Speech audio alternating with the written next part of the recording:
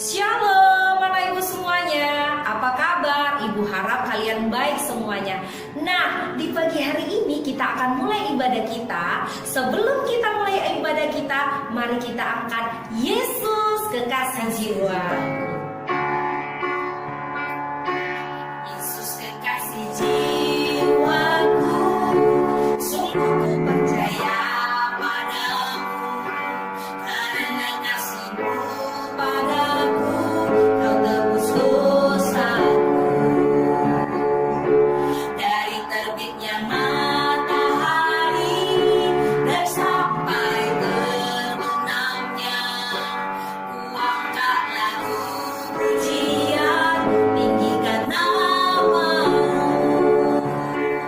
Dengan gendang ku puji dengan kecapi. Oh, ku bernyanyi, haleluya Yesus kekasihku.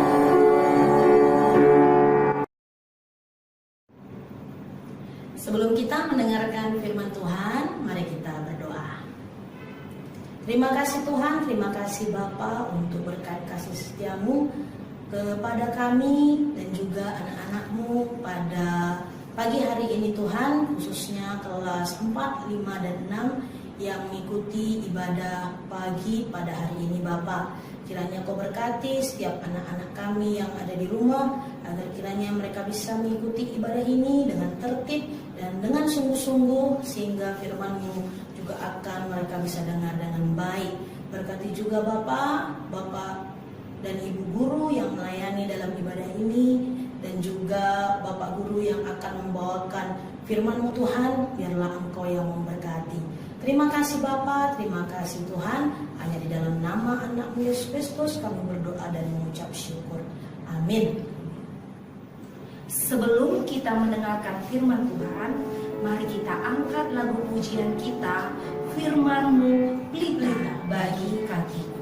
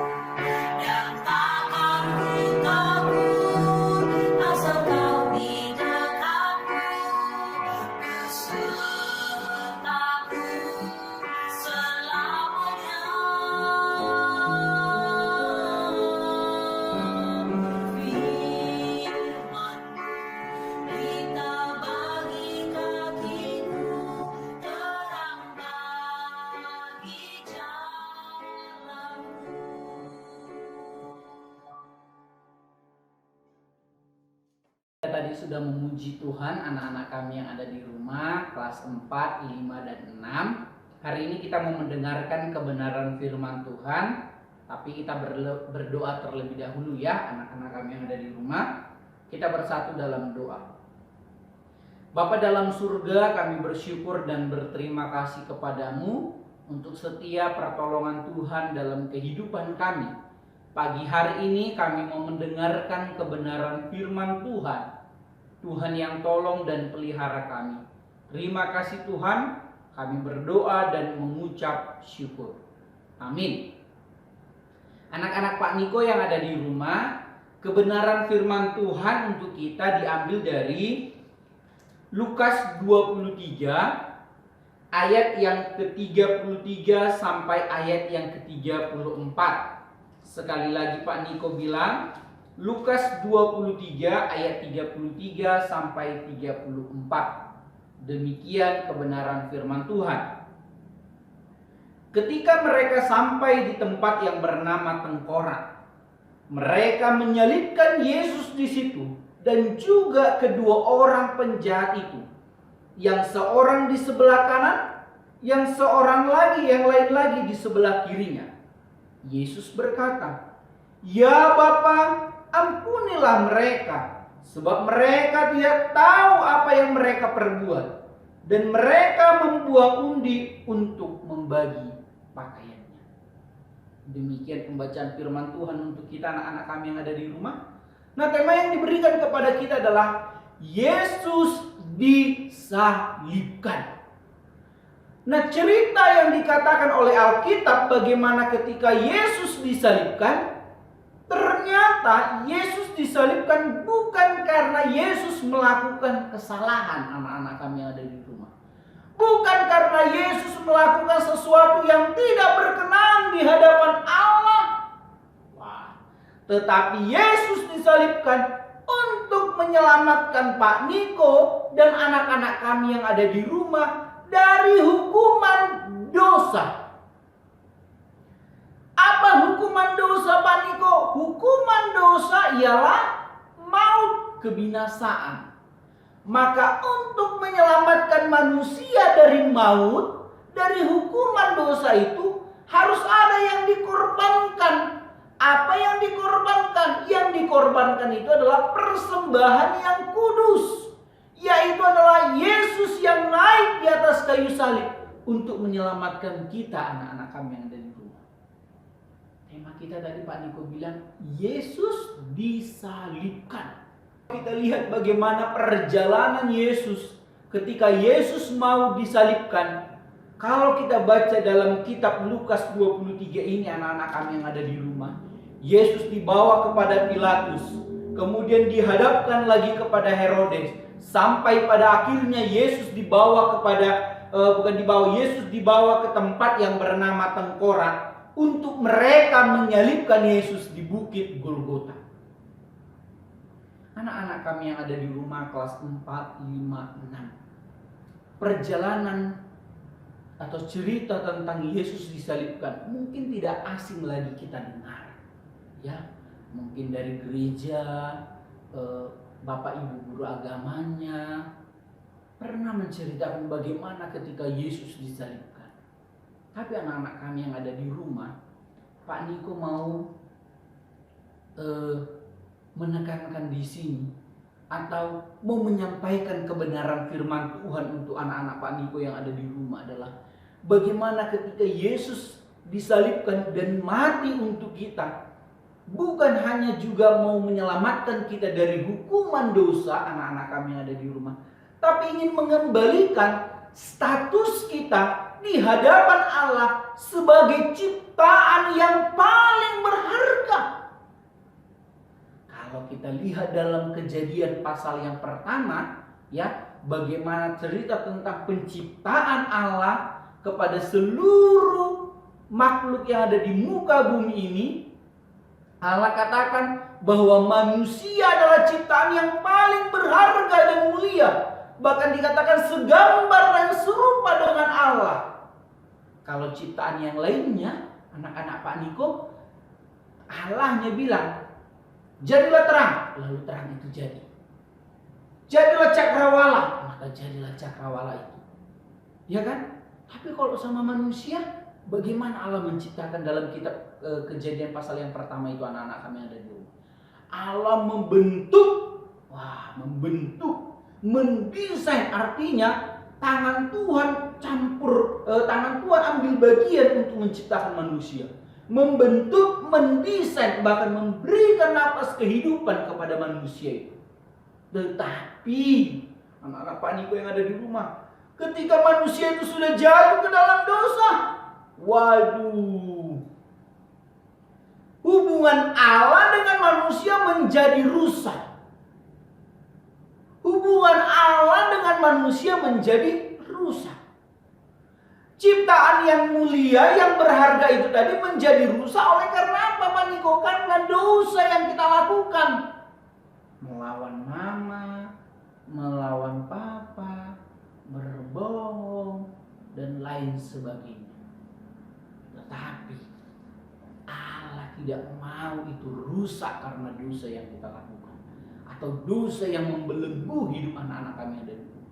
Maka dari itu Allah datang ke dunia ini menjadi manusia melalui Yesus Kristus. Dia mati di atas kayu salib untuk menyelamatkan Pak Niko dan anak-anak kami yang ada di rumah. Bahkan kalau kita lihat apa yang dikatakan oleh Alkitab, ketika para mahkamah agama, Pilatus, bahkan Pilatus sendiri sebenarnya anak-anak kami yang ada di rumah tidak temukan kesalahan Yesus.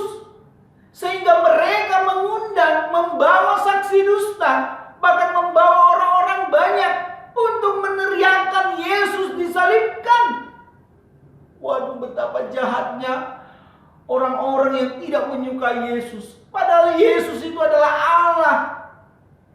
Bahkan saking kagumnya kita kepada Yesus yang mati di atas kayu salib, anak-anak kami yang ada di rumah. Yesus katakan di atas kayu salib di ayat 34, "Ya Bapa, ampunilah mereka." Orang-orang yang menyalibkan Tuhan Yesus, orang-orang yang meneriakkan Yesus harus disalibkan. Kata Yesus, "Ampunilah mereka ya Bapa, sebab mereka tidak tahu apa yang mereka lakukan."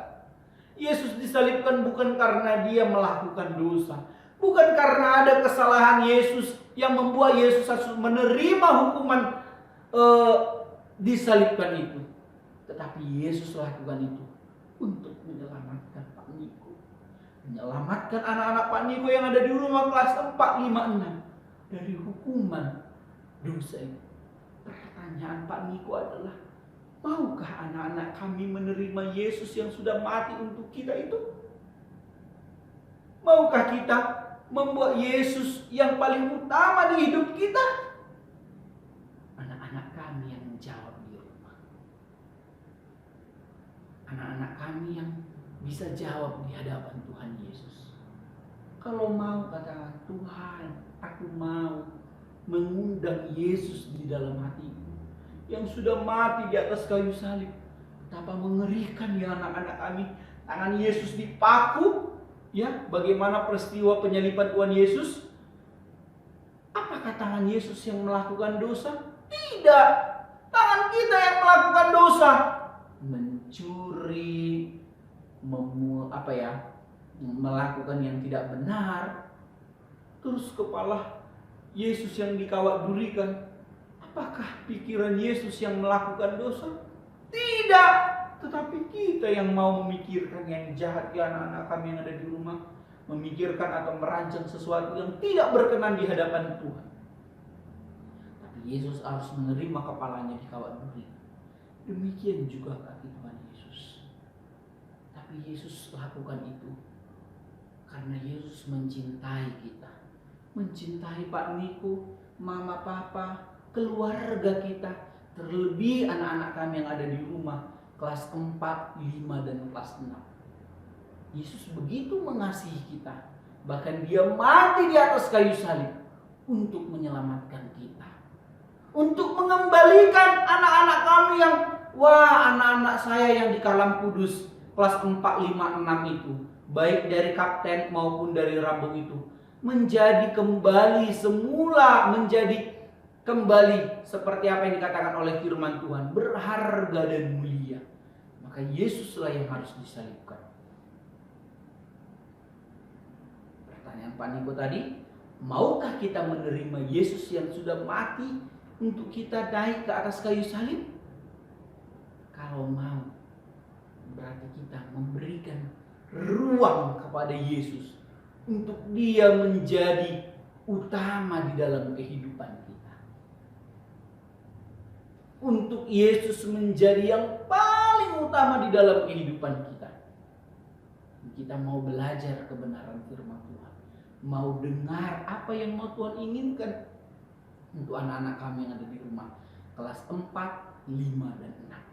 Walaupun masih kelas 4, 5, dan 6, Tuhan Yesus pasti akan tuntun, pelihara, bahkan ajari anak-anak kami yang ada di rumah untuk melakukan apa yang Tuhan inginkan dalam kehidupan kita. Demikian kebenaran firman Tuhan untuk kita. Biarlah Tuhan yang menolong kita, bahkan memelihara kehidupan kita. Amin, kita berdoa.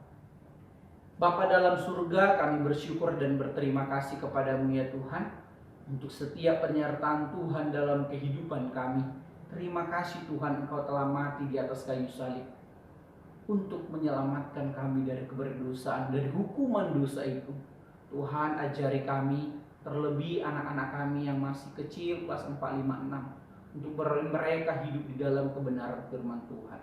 Terpujilah Engkau Tuhan. Dalam nama Tuhan Yesus kami sudah berdoa dan mengucap syukur. Amin. Terima kasih buat anak-anak kami yang ada di rumah yang sudah mengikuti kebaktian kita. Tuhan Yesus memberkati dan menolong kita semua. Shalom.